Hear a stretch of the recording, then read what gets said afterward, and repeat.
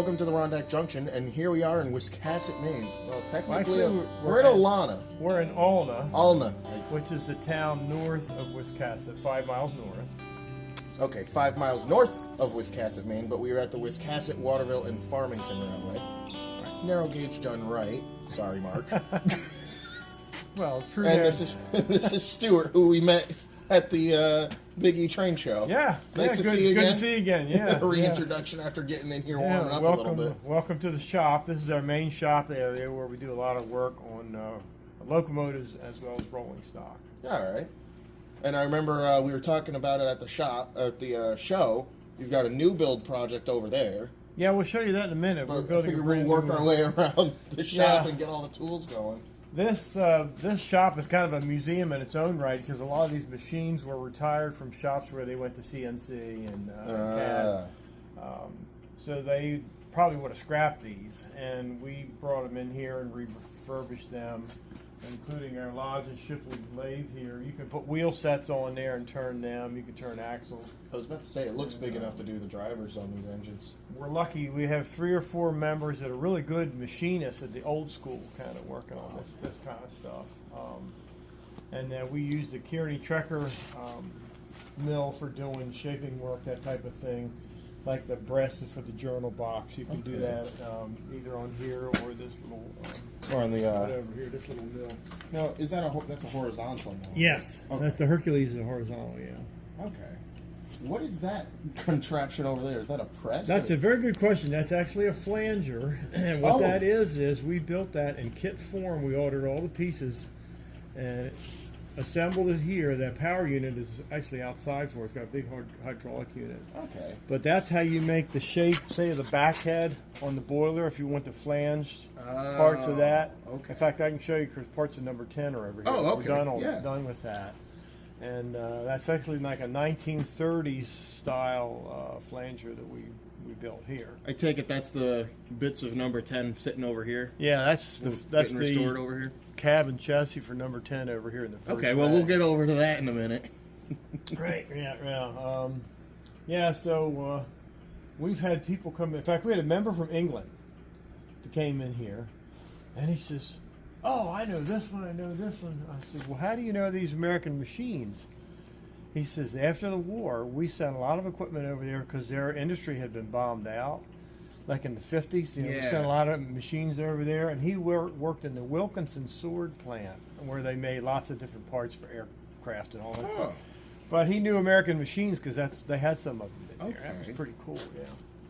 So we'll start our travels around to the big old Lodge in Shipley. Yeah, this is a nice. It's massive. It's a pretty good size. I think it's got a 30-inch swing on it. But anyway, we can put wheel sets on this and turn, whatever you need to turn, and it can be fairly long because the bed travels down. I was about to say the bed looks like it's got a pretty good travel on it. Yeah, and this is actually new. This is a post-war. I think this is like the 1950s. I'll see if I can get a shot of the builder's plate. Yeah. Here, I will commandeer the camera from the camera woman.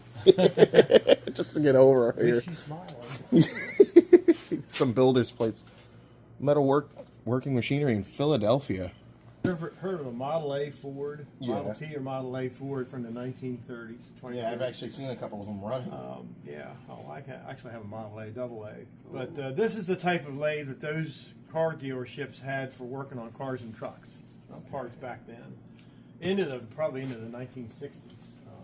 Built in Sydney, Ohio. Yeah, that's a handy machine.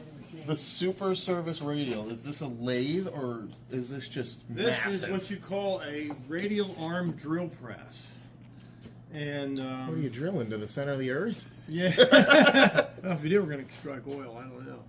But large casting, really large casting pieces like you have like union casting for number 9, that type of thing.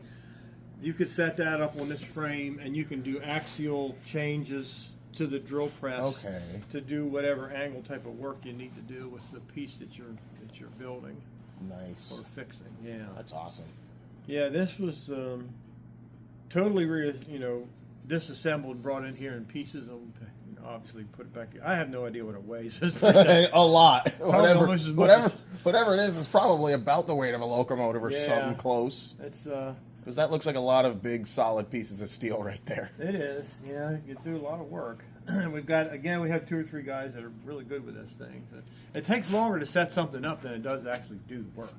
You know, a friend of mine named Aaron said that. About 90% of your machining time is setting the darn thing up. Yeah, especially like with this big one over here. Yeah, I mean, they'll spend a couple hours setting everything up, and then the work itself maybe half an hour. Now, this is what we call number 10 corral. This is parts for number 10. Okay.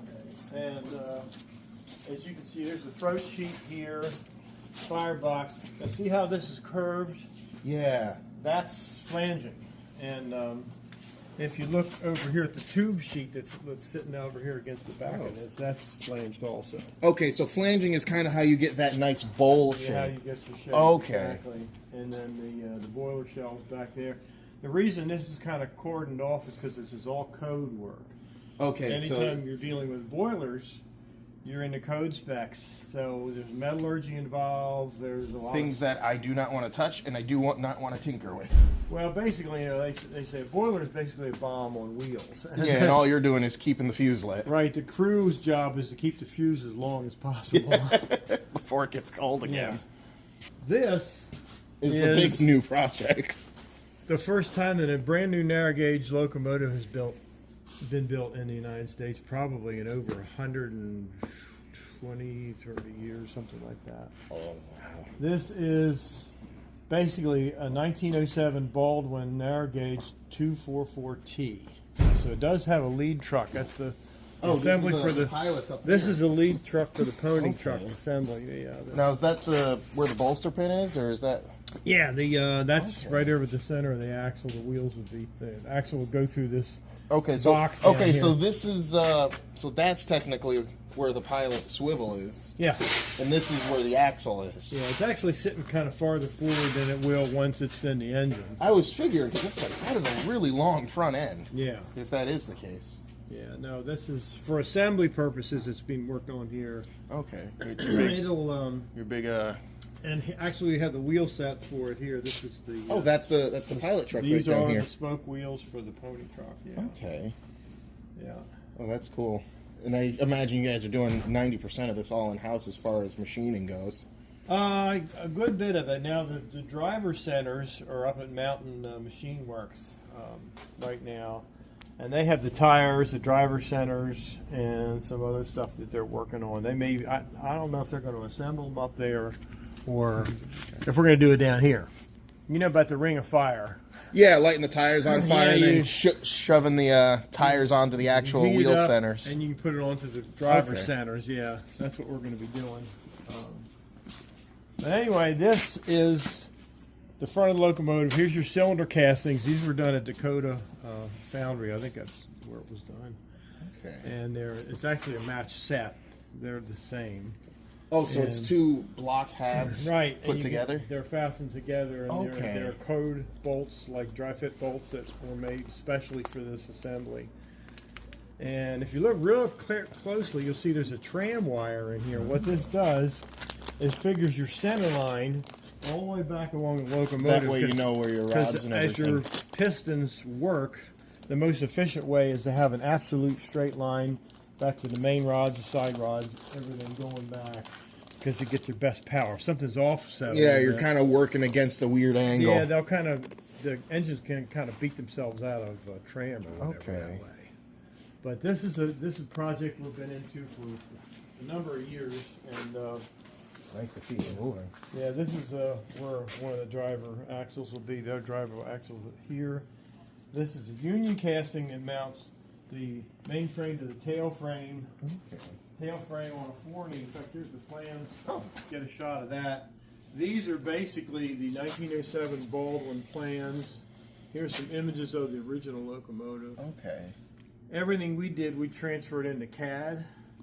So as they're working on this, the guys You've got a could big 3D model that you can look at. well, they could do some. They've done some 3D printing of smaller stuff, but they could also bring it up on their phone when they're working on it. You know, Oh. because they Because have they've got everything that CAD different. mobile thingy. Yeah. Open back here a little bit. Get the engine out. I will, Ooh.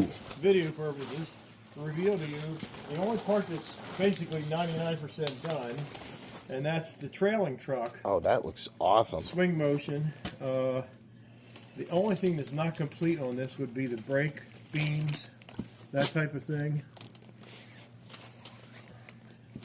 Is that how you got to do better work? You can retreat. Good thing that was off camera, right? Yeah. Here's our modern central heating plant. Oh man, modern central heating. You never have to worry about electrical problems. This is not fired up right now, but the one in the front is. Yeah, I saw the warmth. I felt the warmth coming off of that. Yeah, this is actually an original station heater. Oh wow. Like they used on the Maine Central, Boston and Maine. You know, I think there's one of these sitting in Bellows Falls. I just don't think it gets used. Probably is. This is a pretty typical casting that was made. A lot of railroads had them. Okay. What's this frame over here? Okay, this is what we call, and there's a little video on this, it's called the X-Cart. We call it Extreme. X-Cart is a special flat car with track system on it. Okay. These plates here, we have an excavator, a little Kubota mini excavator. Oh. We can drive it right up on this. In other words, this is the shuffler. This is the This put something is- on it and get it down the This line. is the cart for the excavator, hence X-Cart. It will have its own power system. That's what the hydraulic unit is here for. We'll have outriggers. Once you get to a work site and your excavator's tied down on this, you run your outriggers out to stabilize everything. So then you can reach out, because the excavator reaches out like 20-something feet, and you can do work out alongside, like ditching work, or maybe even, if we get to that point, replacing ties, like out in front, something like that. Yeah. This is a custom design that we did in-house. It looks pretty cool. And it's, yeah. I can see that it's actually got a brake beam on it too. Oh, and it has its own brakes. Yeah, I mean, it's going to be a self-contained Little unit self-contained unit. that the excavator can ride on and go up and down the line. All you need now is a little operator's platform just to shimmy it along with a handle. Well, you know, you sit in the cab of the excavator. Yeah. So. Oh, is this going to hook up so you can control it from the excavator? That's a good question. I don't know that. Maybe somebody will, when they see this video, maybe they'll put it in the comments. I'll send it to you guys so you can actually, put your 2 cents in. I'm not sure what how that's going to work. Well, we have tried it once. We actually had it out here on the turntable lead, and put the excavator on it to test the reach and everything. It didn't even have outriggers or anything on it. We just kind of ran it up on there Just to see what it would do. Yeah, just so we could do it. Yeah. That's a cool little home-built piece of kit right there. Yeah, I mean they've been. Oh, I love the. Is that the oil gauge or is that the fuel? That's for a hydraulic Fluids. reservoir. Okay.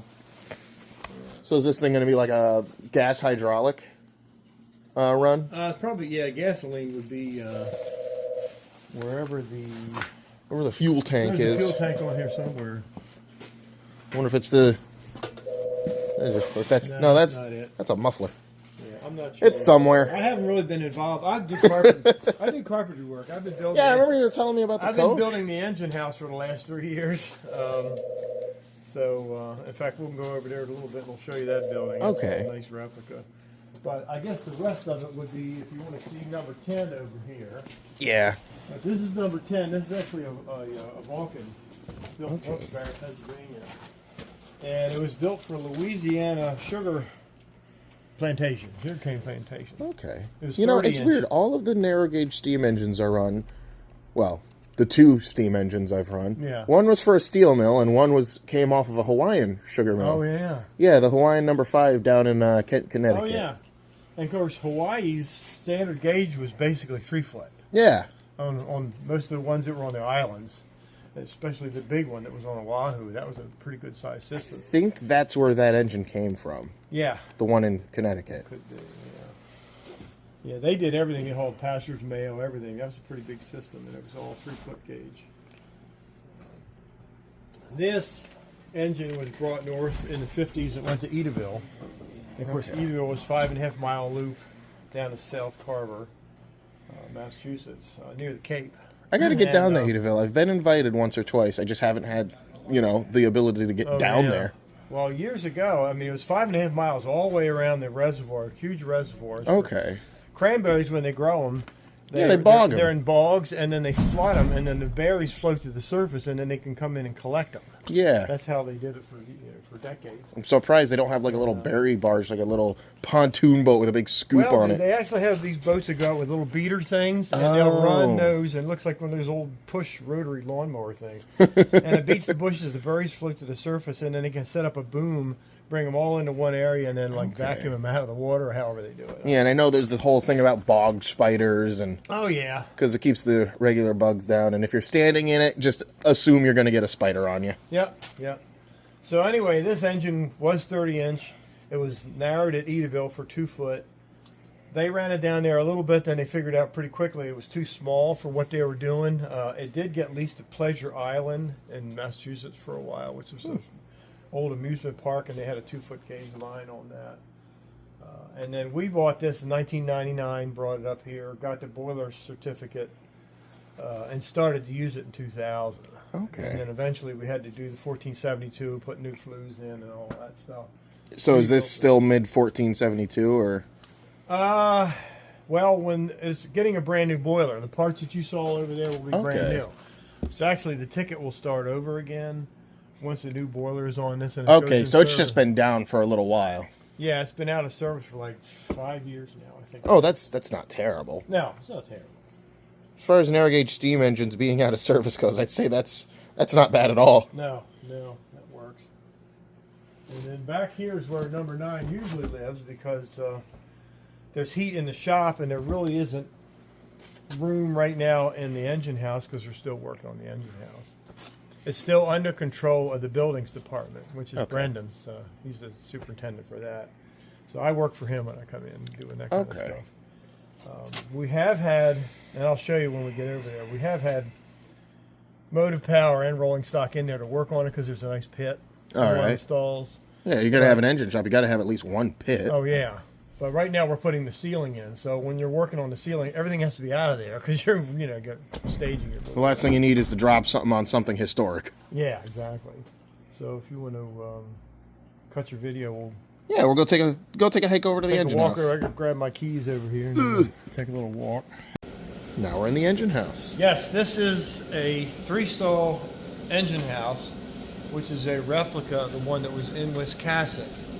It was built in 1894 and it burned around 1931. We decided a few years ago that we wanted to have a replica of the 3-stall engine house that was down there. So we're about 4 years into this project, starting with the earthwork, and we're now to the point, as you can see, we're putting the ceiling in. We've been insulating and putting the vapor barrier in. The ceiling will get painted with fireproof paint, just like the walls are. Everything gets fire-resistant paint. And we have 2 of the smoke jacks, if you want to pan around a little bit to show the ceiling. We have 2 of the smoke jacks installed. We've actually fired up number 9 in here a number of times. We did it last year. I can tell on that one. Yeah, we did it last year. You're back down to primer right there. And, which is kind of handy. I mean, the crews like it. Eventually, we're going to have a penstock in here hooked to the water tank up the line here. So we'll actually be able to water the engines inside here and fire up inside, and then the coal dock will be built out here along the hill that's behind the engine house. But the interesting thing about this thing is, there's this bump out.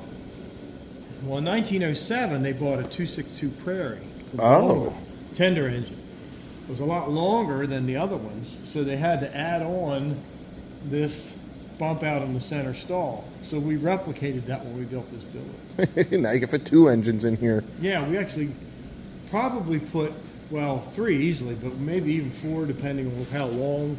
You could get 2 of them in this stall. Shoot, you get the number 11 going. Well, 11 will be either there or somewhere in here. But if 11's in here, it's a lot bigger. You wouldn't have anything back here except maybe one of the little Brookville engines or the Model T rail. That's where the X-Cart lives. Yeah, exactly. Now over here. And it's funny, I always get so, I love going into roundhouses even though I work in one every day. Yeah, but it's always fun to go to somebody else's railroad. That's my philosophy. It really is. Because here, I've been working on this thing with Brendan and the late Fred Morse, who was here for years, and Joe LaMontagne. You know, we've been building this thing for 4 years. And So you're getting sick of looking at it every so often. not really. I mean, I like what we're doing right now, showing you this, because people come in. Oh wow, we had an architect from Germany come in here, and she was touring around, and number 9 was in here. Usually people come in and want to see the engine and everything. No, she's looking at all this, and she's like, "I'm really impressed." Oh, really? She goes, "Yeah, I'm an architect." That was pretty cool. That was cool. It's always getting validation from the Yeah. people that it's literally their job to make sure buildings are done Exactly. right. Now this pit, we spent a lot of time. This was a multiple pour when we did this. We poured the footers, we poured the pad plate for the pit, and then we did the walls, and then we did the risers and the floor all the way around. This was like 3 or 4 different pours. For Wow, that was probably a couple days worth of work right there. Oh yeah, it took quite a bit of time to do it because it has to set up, you know. Yeah. But this is engineered to take anything beyond what we have, weight-wise, you know, axle loading. But we've had 9 in here working on it. We've had the diesel in here. We've had the coach. Speaking of We which. can bring one end of the coach in, you know, and just because it's kind of big. Yeah, because the coaches are a little bit They're longer. 43 feet, you know. Yeah, so this is handy for that. Now here comes the diesel. If you want to shoot some. Oh yeah, I got to get this might diesel be able to get it because of the ridiculous plow on this thing is awesome. Yeah. Maybe they're only stopping up there. That could be.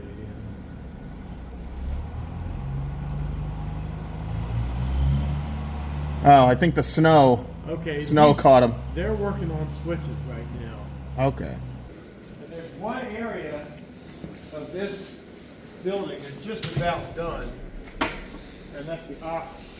Ooh. And the office is actually outfitted with Oh, that's awesome. parts that are historic. Oh yes, the historic Brasso. Well, you gotta have that. But this countertop was actually part of a desk that was in a railway building Oh. out in like Wichita or something. It was given to us. It had water damage to the lower part, but we refurbished the top, Okay. made it into a counter. Same thing with these historic file cabinets here. And the historic boiler water sample request. Yeah. But that little cubby hole thing, that was part of a store, like an 1880s store. Yeah, it looks it. locally. So that was just stuff that was. This is what the original railroad did. They found pieces of something else, and Took just it, used it, reused and- them again. You know. Oh, I'd love to work here. Yeah. So this is the one part. If you want to have a look in there too. If you like steam gauges, and they had keeping water sample records, that type of thing. That all be kept in this room. Okay. So the steam crew is really excited about being able to Having a nice warm room to do Yeah, all their exactly. work on the smaller stuff. Exactly, yeah. So this is pretty much it. We call this the Morse Engine House because, as I said, the late Fred Morse worked here even during COVID. We were down here like every day, worked on this thing. 'Cause Dedicated to his craft. There was no moratorium on new construction at the time, so we could still work on this. We were working on the exhibit hall over here and then in this building. Okay. He passed away a couple of years ago. He was in his mid-80s. But what a dedicated person he I was about to say, that sucks to hear, and You know. he deserves a plaque on this Well, building. he does. He's actually out here. Oh. He's actually out here to watch your stuff. Airlines. I love the really old coal stove with the brand new chimney pipe. Yeah, that's what's known as a cannon heater, and it's a U.S. Army type of stove. And these were rated for the size of barracks that they could heat.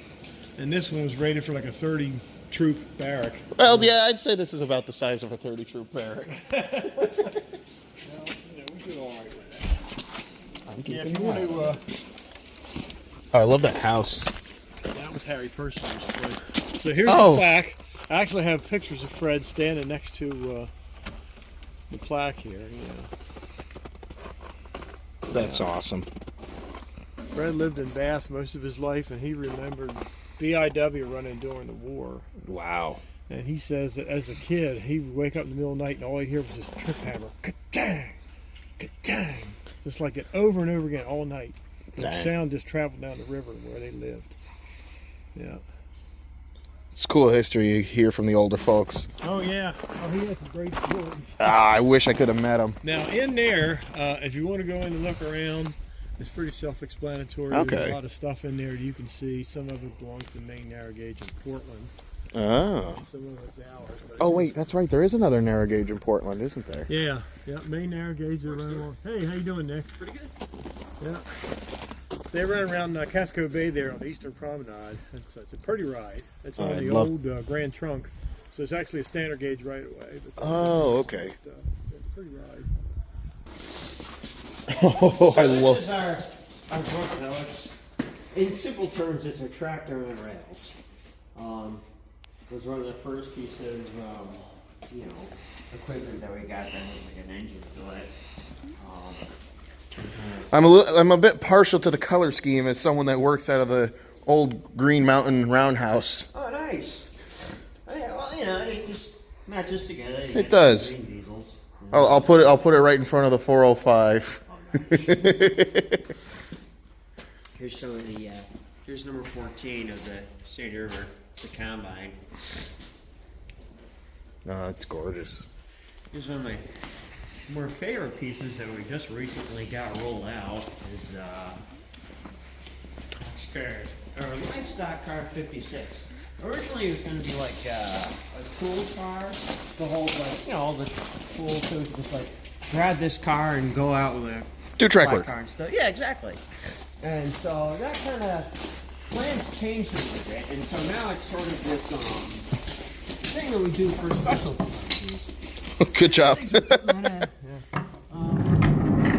Or this special thing we do for this thing called hobo seating, where people get to have the experience of riding in a boxcar. Because Okay. these open up too, so you get these. Nice windows. Yeah, people love it. Who wouldn't want to hop a boxcar? Probably someone that. We love riding in the boxcar. Well, that's what the X cart is for, apparently. Yeah. Boxcars. This is where we usually take out the photo charters because we got a lot of our props in there too. You can see, you can kind of see up there. I got this. Here, I might have a. Oh, hold on, let me. Not available while using the wide lens. Oh, all right. Hold on. Now it's available. Because kind of up there you can see like a fishing pole that I hung up. Yeah. There's I'm starting to gather more and more props to use during photo charters because they love it. They really do. Well, yeah. Why not? One of the openers. But unfortunately, people don't like riding in the cold for whatever reason. Yeah, you know, something about a nice cold breeze.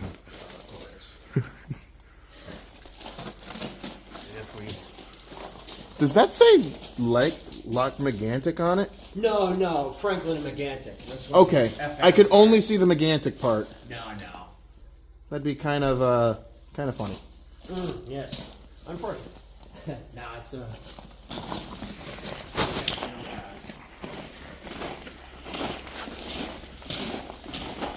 Wish I had remembered my gloves.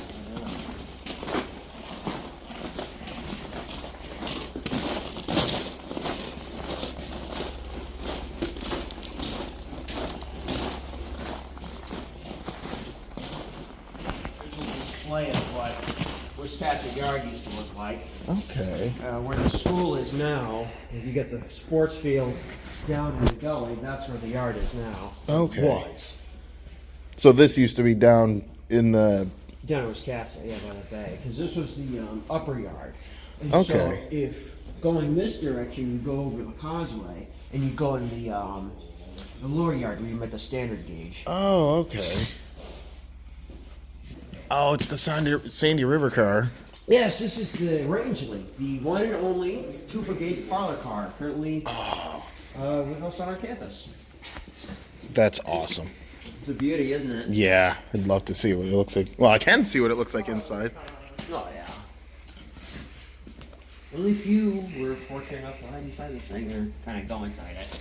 I loaded this in Massachusetts. Oh, nice. Yeah. I forgot that today was one of your normal operating days. Here's the bridge people used to like run by. There's the Oh, the Franklin and McGantic. What's these corners over here? There's something at the end. There's something really special. Huh? There's something at the end of this track that's also really special. Ooh. A favorite piece of equipment of mine. Oh boy, I see a little thing. The Model T rail car. Currently winterized. Yeah, drained of water This because. summer, it was a lot of fun. Oh, now I really got to get up here during the summer. Of course. I definitely think I'm going to start volunteering out here. Hey, we'd love to have you. More the merrier. Like I say to everybody, no invitation needed. Just showing up and... 4-hour drive. That ain't awful. No. Hey, we got guys who do that every weekend they come here. Come up, take a Saturday. Sure. That's a lot of fun. Spend it with you. All I can see whenever I look at this now is a galloping goose. Just the 2-foot equivalent of a goose. You can put it that way. You can definitely put it that way. All you need is a big old half a boxcar on the back of it now.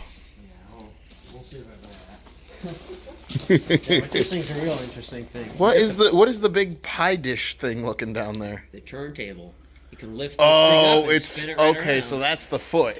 And this is the board that you put under it to lift it up. Okay. You put it under it and you crank it down. Well, hey, thank you for the mini tour. Like I said, I forgot that other people were going to be here today. Oh, what's your name again? I don't think I formally. I'm Nick. You're Eric, right? Eric. Yep. Nice to meet you. I'll shoot this guy once I, eventually edit this thing. Because I am awful about editing. Something about being a full-time railroader on top of this. But when I eventually edit this, I'll send it to you guys.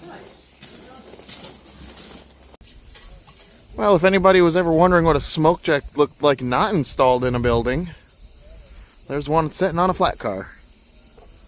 Ah, neat.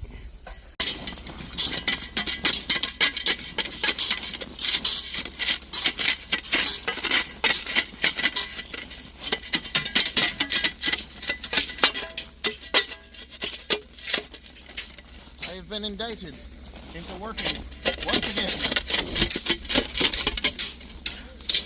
I mean, I gotta do something if I'm gonna be here.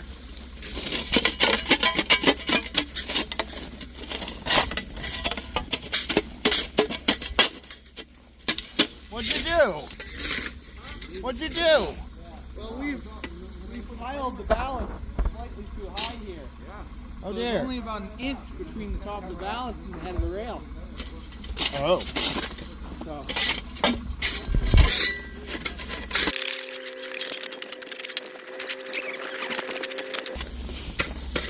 Last time I got handed a shovel at a railroad, I was shoveling coal. yeah.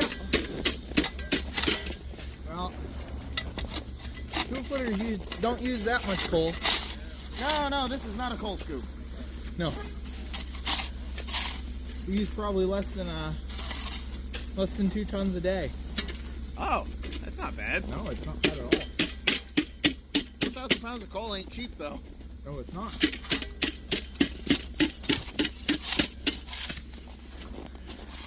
We get a refill on our coal pile. The whole dump truck comes all the way up from West Virginia. Oh, wow. Like one of the long semi-truck ones. Oh, sweet. You get that like once every 6 months. That's it. Oh, so, you gotta make it last. We do. Some firemen are better than others, obviously. I don't know, where would you rank yourself on that list? I ain't a good fireman yet. I ain't a fireman yet. I'm just a tour guide. You trainman A? Huh? You trainman A? I'm not training. No, you gotta sign up for training. It's just a simple little lever there, that's all that operates at. It's just a lever. Oh, so it is a lift plow? Yeah, Come on, get it. literally just a couple pistons. We remove the knuckle just to get it on. This is, as far as ridiculously oversized plows go, I'd say this is one of them. Yeah. It does have a small air leak. Okay, that's... This came from an old 2-foot steel mill, and it was originally not knuckle, but it was Lincoln pin. Oh. That's a safety hazard. So yeah, actually, before we got the diesel to help build the railroad, we had the number 9. The number 9 while everything else was being scrapped and thrown away and put in a museum, the number 9 was put on an old lady's property, on the edge of it in a forest. So when we were rebuilding the railroad, we used number 9 and compressed air before we got the diesel. Oh. So we ran it with compressed air up and down the line hauling stuff. That must have been quite the air compressor you had running that. I wasn't alive during that. I figured, but I can only imagine that was... I'm older than you are, so yeah, I figured. But This is it's a- chain driven. Oh, this is a chain drive. Yeah, it sounds like one. But yeah, I think Sounds like a tractor. yeah, it does. When you hear it's moving, it'll sound like it's a chain drive. I don't quite know. Exactly. I don't know all the diesels. I'm more steam than diesel. Yeah, same here. But I still love this plow. Is this plow homemade? Is it? Yes. Is this plow homemade? Huh? Is the plow homemade? Sure looks it. Flanger is. Plow is. Okay. So where's the flanger at? Huh? Where's the flanger at? Flanger is all this mechanism. Okay. Oh, so it just lowers the plow down to flange. And it has flanges cut into it. Oh. So what is it pushing down there? Or is it just the back of the plow? This didn't look like it moved very far. So basically you basically have like a triangular piece down there. Yeah. And it's made out of steel. And then on the underneath of it, you have rubber. Okay. And the rubber goes below the railhead, or it's designed to anyway. That way, if you do happen to forget to pull it back up, it hits the frog and it just bends the rubber. I said it's designed to be that way. Doesn't always happen that way.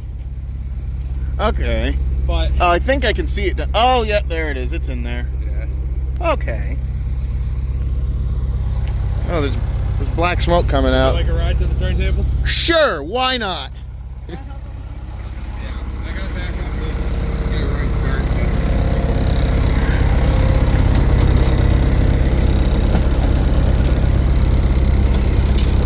Oh, wait, there's a seat. Oh, it doesn't look like I can sit in it very well.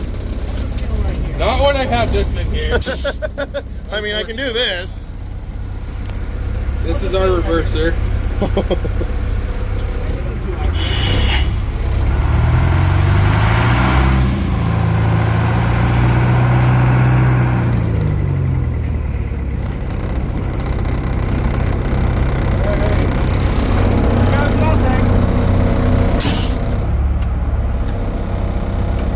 You got ditch lights up there? Yeah.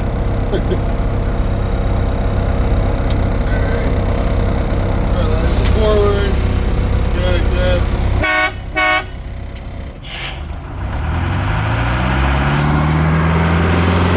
I didn't realize I'd be on the plow train today. How do I get myself in these situations?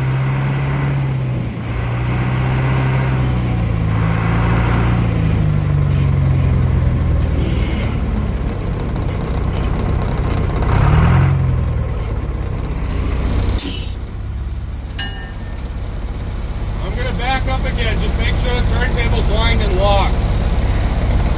Are you gonna get a pass of the plow over the table? Yeah. I'm just trying to get the flangeways. I'm not plowing or flanging right now. Oh, you're just trying to get the flangeways cut out? Yeah. Okay. It's soft enough snow that it's... Can squish it down out of the way. Okay.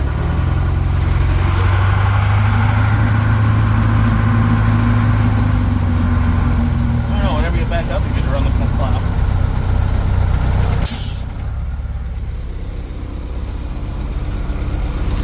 That over.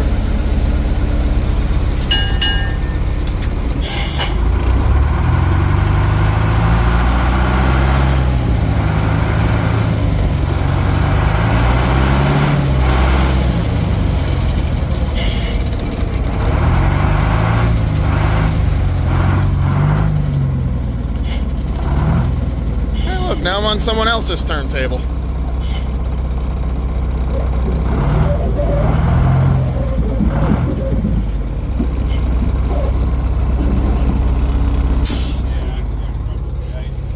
Yeah.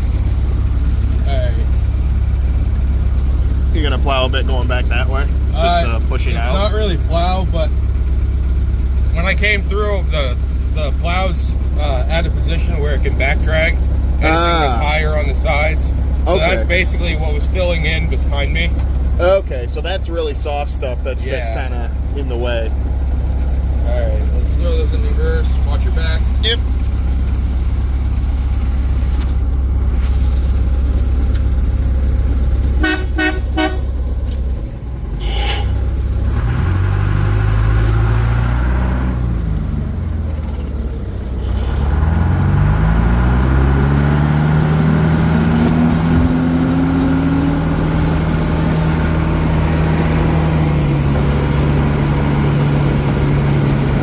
Hey, look, Aaron, I got a slightly bigger plow.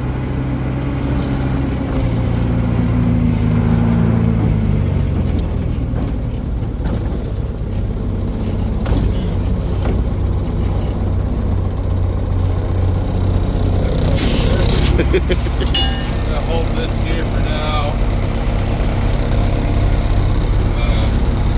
Go check in on the runaround. That's our next bit of clearing, but I can't run through that. While they're, And basically, I'm just gonna put this where the sealant point is when they're ready to move. okay. Eventually, we'll move again, but So how much is it to, how much is it to go into volunteer here for train crew? free. Show up, we'll get you in. My philosophy is that Show up, do the work, and it'll work out for you. exactly. Thanks for the ride. No problem. Anytime. So you said that's from the Palermo That station. is Now that I'm recording again. Okay, well, if we're recording, yeah, we're 90% sure this desk came from the Palermo Depot because when we got it up in Cooper's Mills from a junk shop guy, he says, "Oh, I got a railroad desk. Where was it from?" He says, "I think it was from Palermo." So we're not sure, right? We bring it down here. This is a few years, probably 15, 20 years ago. A guy comes in here, old guy. He goes, "Oh no, I hated that desk." Well, what do you mean? Well, we lived in a Palermo, the old train station in Palermo for a while. I used to sit at that and do my homework. See the hole in the top of it? He says the pencil would go through the paper when he was doing his homework. So he remembered that desk. Oh dear. So we're 90% sure so that is from Palermo. Yeah. Gorgeous station. Yeah, go right ahead. Good morning. But everything in here we use. The crank phone system is in service. It calls Okay. up and down the line. Oh, that's cool that you've actually got railway phone up and down the line. Yeah, it's a telephone intercom basically. Okay. Depending on which station you're calling, the crank signals call the station. Welcome aboard We use signal lanterns. There's some back here and there's some over here on the wall. Okay. train as it was in about 1911. We still use kerosene markers and switch lights, which are down Oh, that's here. awesome. This is a complimentary ticket. They won't be collected today, but you can have But as you know, being a railroader, our different colors mean different things. Yep. So here's White's the extra. Blue is. Hey, don't touch this. The blue flag is actually over in the engine house. I saw It those. used to hang there, but it's actually over in the engine house. Yeah. Oh, sweet, a green one. I haven't seen one of those in a while. so you're welcome. There's a bunch of those still up on the whacker, the insulators. Oh yeah, telegraph insulators. Oh yeah. And of course, Green Lantern was really only used in wreck train service. The Yeah. wreck master, when they were finishing a site and he was giving a proceed signal, that was his lantern. Or if there's like a temporary agent set up somewhere along the line for a block signal, he would greenboard a train when it was approaching to tell them to go through the next station. Okay. So our gift shop is the thing. the door. Yeah. And Question. And train register, by the way. Ah. Every time, and this is a New England thing, a lot of times these are on the outside of a building, but these train register, when someone comes in, say the conductor for today, he signs out the main line. Okay. So that means the main line is his. Exactly Oh, what hey. he's talking about. Hey, we get to see history in action. Yeah, this is, hey, have you met I did. We were out there on the Plymouth. Yeah, yeah. Today's the 15th. 15th. Yes. Thank you. 25. How do I spell my name? 7.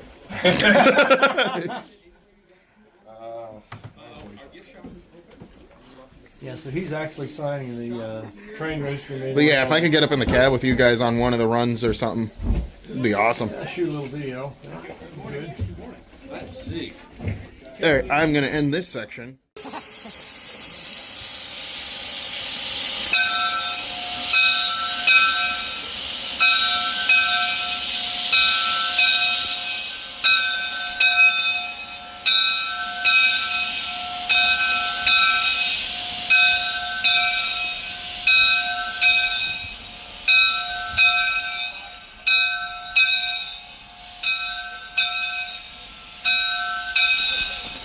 If I talk. You're good. Huh? 1 second.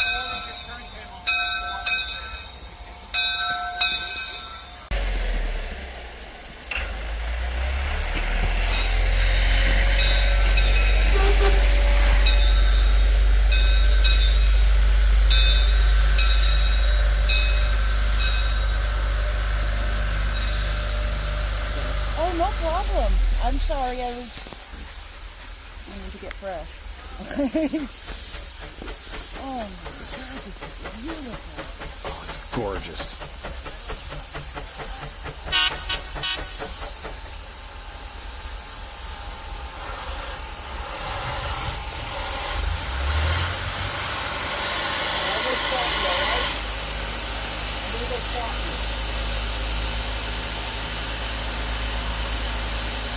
There's your shot of a lifetime. Oh, absolutely.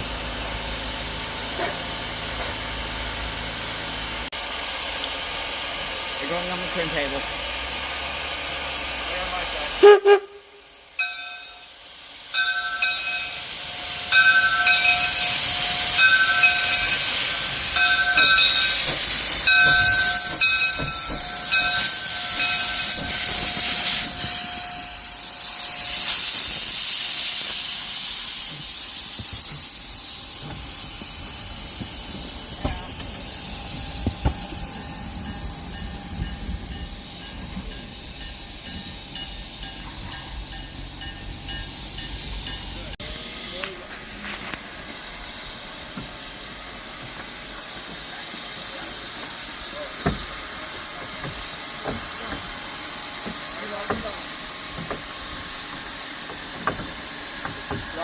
Yeah. Yeah, I see it. I see it.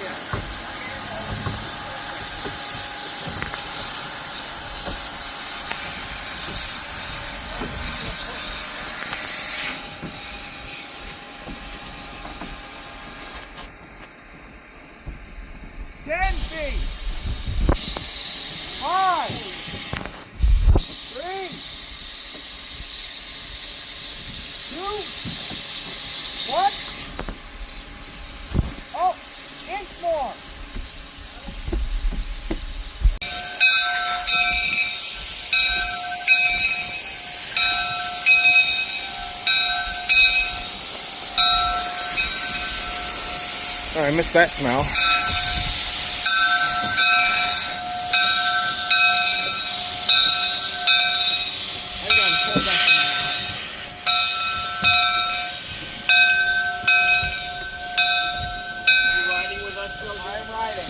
Can he ride? I'll take it.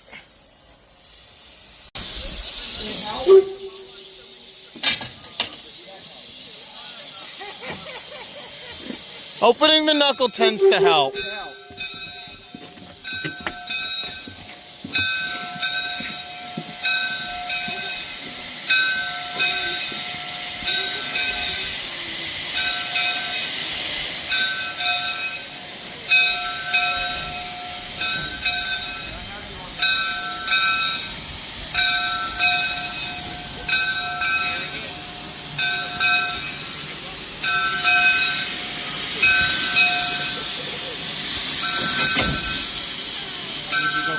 It didn't make it. Good. Made it. Secure it? Secure it.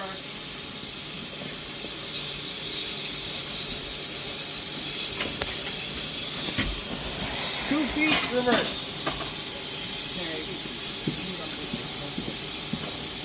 I would just said drop 3 on the pin. Yeah.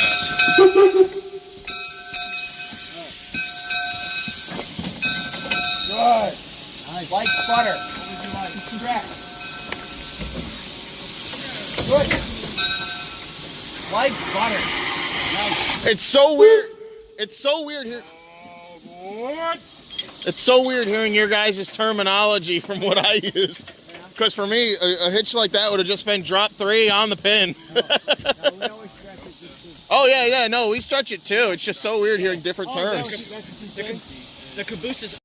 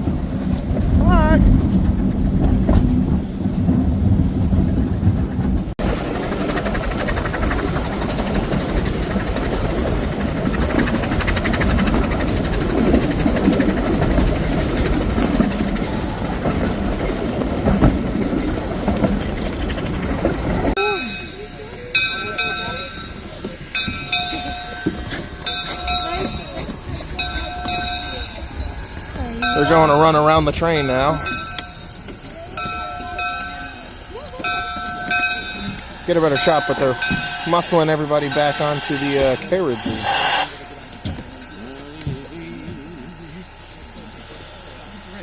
You got enough to carry with her in this, don't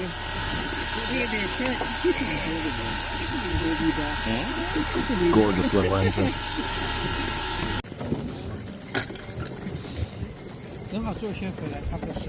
Yeah. Trains, horses. This place has got everything. How long does the train usually hang out up here for? About an hour? About an hour and a half. Okay. 11:45, 11:50, she'll start heading back down. Okay.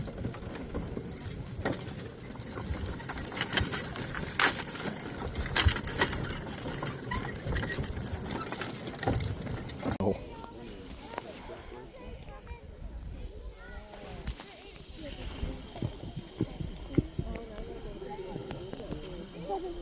Don't send me a video.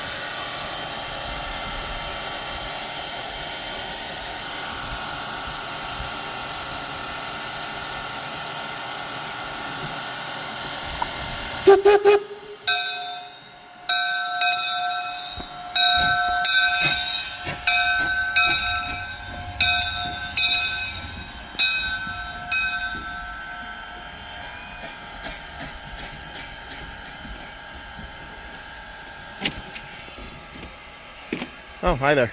Good. Am I get to just get on here? Dan said I should probably go that way. What? No, I was wondering if I could just hop back on here. Or... Dan said when I get back on, though. Open, yeah. Huh? It is open. The caboose is open for general use. So. You can do it too. Huh? I just have to wait for Dan to give me the okay. Yeah.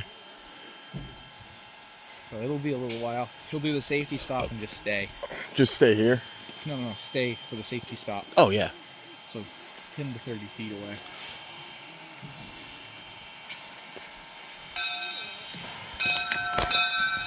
You need me to pop out of your way? No, I'll be fine. I'm gonna be up here only. Up here and on the other side. I feel like I'm back at work. What, cold boots? Cold, wet boots, deep snow. Sounds like Bellows Falls. That sounds about right.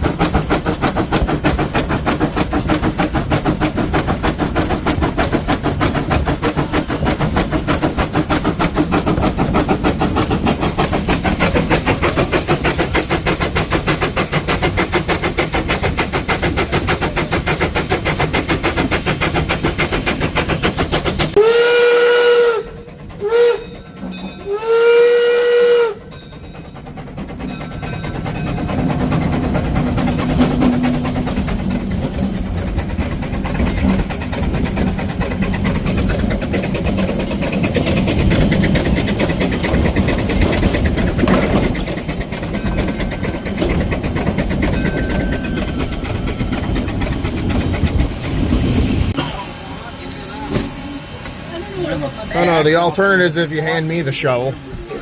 This is actually the smallest firebox Dante, we're going to try to back up. Just ring your bell. I'll blow the whistle a lot.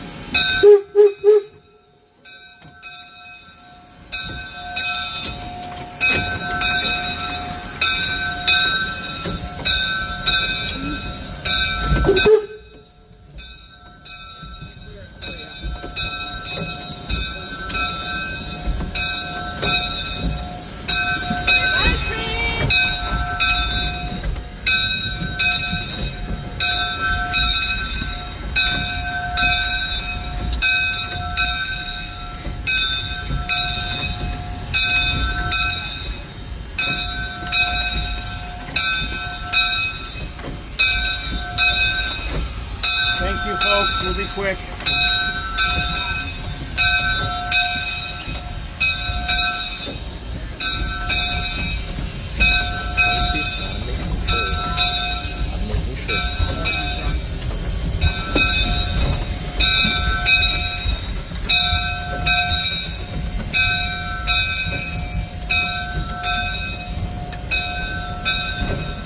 We clear? Yeah, we're clear.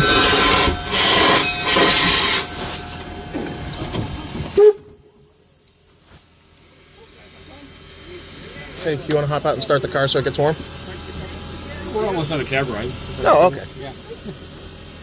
We're only going to go up to the end of the, right about where the caboose is. Oh, okay. And then we have to put water in the tank. The water tower isn't getting a working. go-ahead from Joe. Okay. So All right. we have to use a garden hose. Oh. I saw you guys up there earlier. I didn't know what was going on. So do you guys run vacuum or are you guys running air? Vacuum. Okay.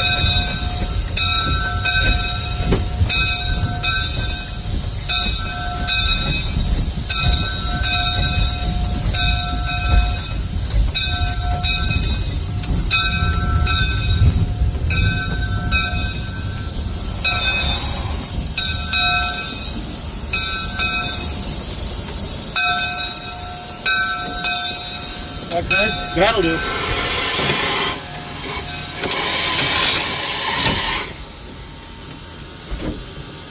Remember someone told me to talk to someone about railroad or Derail Valley and all that fun stuff. If our conductor isn't too busy with a... No, I was talking to him about it earlier. Okay. He's like, someone on the engine, I forget. Oh. Well, again, thank you for the ride. Yeah, absolutely. Sorry, Sorry, it's so brief. We just have a lot going on. Oh, yeah. I remember you guys got a late start this morning. I got here at about 8. Yeah, and the flanger didn't really scoop the snow out of the middle, so we Yeah. had snow drag the whole time. And I watched you guys fighting the slip the whole way up and back down the hill. Yeah. Trust me, I know. Hey, it's what makes railroading fun, isn't it? Yeah, try that with a Jeep 38 that doesn't want to pull worth crap. Can you pass me the sport oil can down on the floor? Something from Kentucky. Oh, that's a nice one. I wore my hands up in there. Jeez. Oh, hey, it's him again. Probably fun with all the water. What's that? So it's probably fun with all the water. Hey, thank you for. I'm glad I actually did get in the cab. Thank you for coming out. Unfortunate, not all the way up the hill, but the way you guys were fighting it, I wouldn't want to.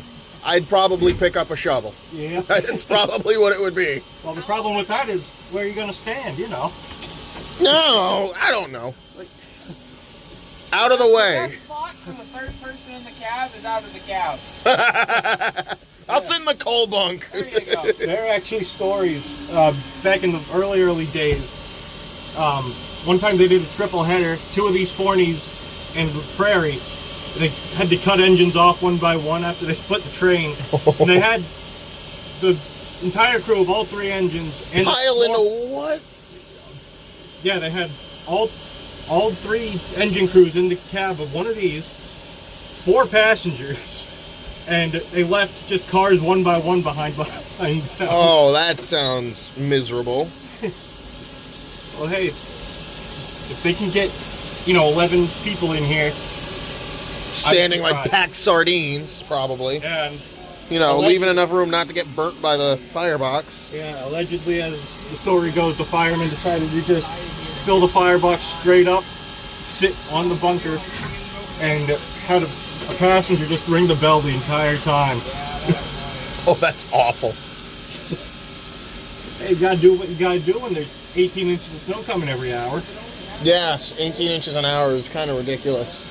You ever see the picture of up at the Monson Railroad, snow right above the stack? I don't think I've seen. I think I have seen that actually. Well, again, thank you. Yeah, of course, anytime. I will definitely be back in the summer. All right. 4-hour drive for this? Oh, absolutely. Well, come back up in April for our spring work weekend. Huh? Come back in April for our spring work weekend. Ooh. There'll be plenty to do. I don't know. I can swing a hammer. I can put down some straps. I don't know what kind of work it is, but Okay, John Henry. not the first time I've heard that joke. Well, I hope you guys enjoyed this video of the Wiscasset, Waterville and Farmington Railway. Wasn't what we planned, a little bit hectic this morning. All in all, this is a beautiful run with a beautiful stop up at the top of the mountain. Definitely worth the drive up to Maine. I have other things to attend to. If you like this video, leave a like, leave a comment. If you didn't, I don't know, watch it again and change your mind. On that note, have a good day, noon, evening, whatever it is for you when you're watching this. Should be coming out on a Wednesday at about 11:30. No, noon, 12:30, sometime around that time. Enjoy.